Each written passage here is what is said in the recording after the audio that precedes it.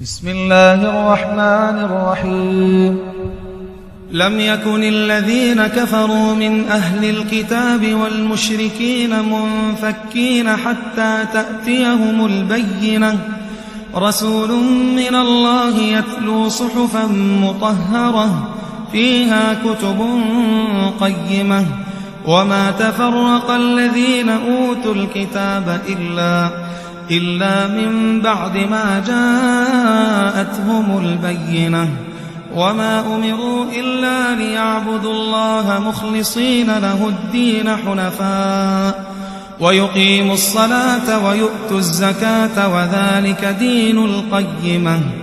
إن الذين كفروا من أهل الكتاب والمشركين في نار جهنم خالدين فيها أولئك هم شر البرية. إن الذين آمنوا وعملوا الصالحات أولئك هم خير البرية.